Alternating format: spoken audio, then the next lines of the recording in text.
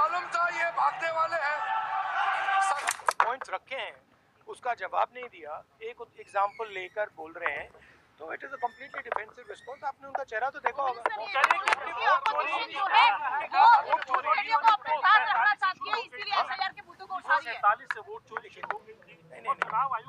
देखिए, मैंने दो तीन चीजें कही थी। मैंने कहा था ट्रांसपेरेंट वोटर लिस्ट सबको दीजिए, उसके बारे में एक शब्द नहीं बोला।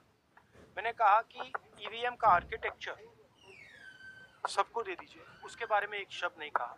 मैंने कहा था कि बीजेपी के नेता हरियाणा में और बिहार में वोट दे रहे हैं, उसके बारे में नहीं कहा। मेरे प्रेस कॉन्फ्रेंस में सॉलिड प्रूफ है, उसके बारे में कुछ बोला नहीं। सेम सीजीआई को लेकर इस इलेक्शन कमिश्नर को फुल इम्यूनिटी दी जा रही है। वॉकआउट करने की जरूरत पड़ी, आप लोगों ने वॉकआउट सही हम कहाँ डरे। 1.5 घंटे के लिए सिर्फ इन्होंने सफाई ही दी है कि इन्होंने वोट चोरी नहीं की। आप बताइए सफाई कौन देता है इतनी लंबी? जी उन्होंने ये बोला वोट चोरी हुई है। कोई निर्दोष, जब निर्दोष होता है तो कोई इतनी लंबी सफाई देता है? 2 दिन से एक बहुत ही महत्वपूर्ण चर्चा लोकसभा में हो रही थी, जहां पर सत्ता पक्ष विपक्ष ने अपनी बातों को रखा। हमें लगा कि गृह मंत्री जी विपक्ष की कुछ बातें सुनकर आके उन पर अपना जवाब देंगे, लेकिन मुझे ऐसा लगा कि उनको एक भाषण दिया गया था, एक स्क्रिप्ट दिया गया था और वो स्क्रिप्ट के अनुसार पढ़ते जा रहे थे। राहुल गांधी जी ने जो अहम सवाल उठाए, अखिलेश यादव जी ने जो अहम सवाल उठाए, टीएमसी के कल्याण बनर्जी ने, डीएमके के मारन जी ने, एनसीपी के सुप्रिया सुले जी ने, विभिन्न जो हमारे राजनीतिक दल के नेताओं ने जो भी अहम विषय उदाहरण प्रमाण के साथ रखे, हमें लगा कि गृह मंत्री आएंगे, बातें रखेंगे, लेकिन गृह मंत्री एक भाषण, एक स्क्रिप्ट, एक लिखे हुए भाषण को वो पढ़ रहे थे और बार बार अफवाहें। अब वो एक उदाहरण देता हूँ, उन्होंने कहा कि कांग्रेस पार्टी कभी चुनाव आयोग के पास गई नहीं।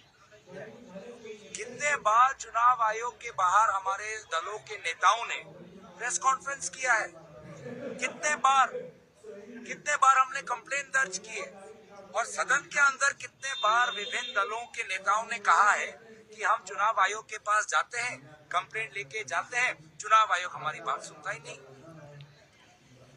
कोई उस पर जवाब नहीं और उल्टा बोल रहे हैं कि हम कभी गए नहीं। अब वो कहते हैं कि वोटर लिस्ट प्रदूषित है, वोटर लिस्ट प्रदूषित है, घुसपैठी है।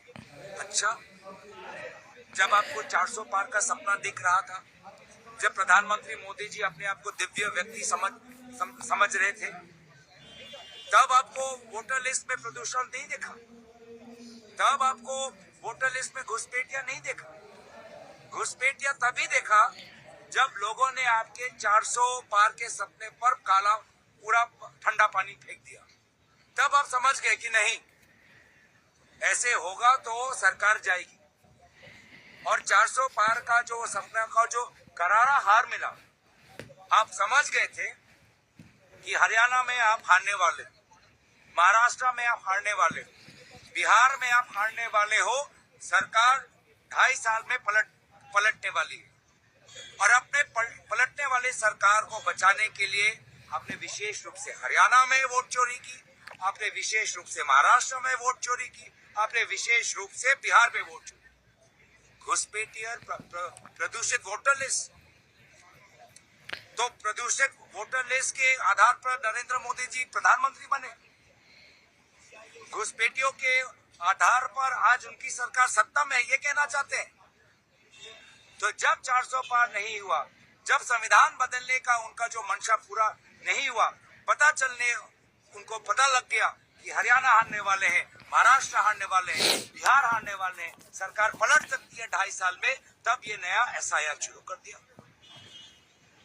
तब ये मुख्य चीफ इलेक्शन कमिश्नर को विशेष ताकत दे दी, विशेष सुरक्षा कवच दे दिया कि चाहे कुछ भी कर दो, क्रिमिनल प्रोसिक्यूशन नहीं होने वाला।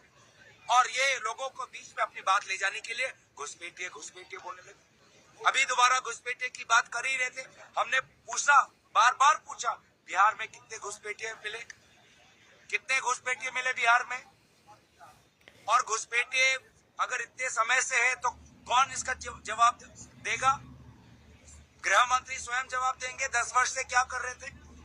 तो ये जो पूरा जो एक महत्वपूर्ण चर्चा को बस जोर से और शोर से बोलने से हमारे विपक्ष की आवाज को दबाने की ये जो कोशिश वहां पे चल रही थी, जो नाटक चल रहा था, जो एक रटा हुआ स्क्रिप्ट पढ़ा जा रहा था, उसके विरोध में सारे विपक्षी दल वॉकआउट किए।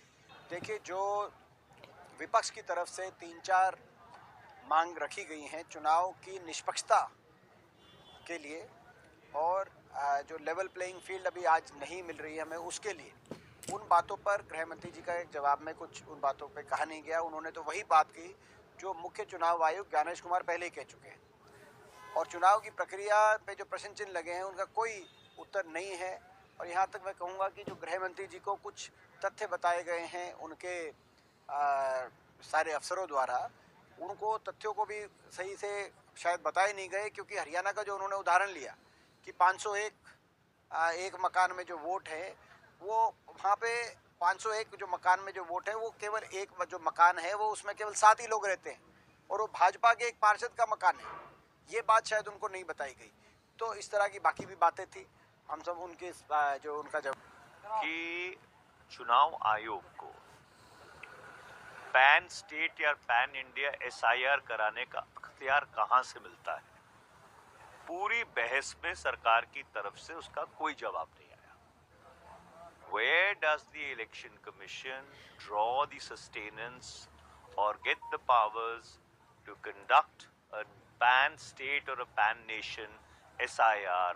That question has not been answered.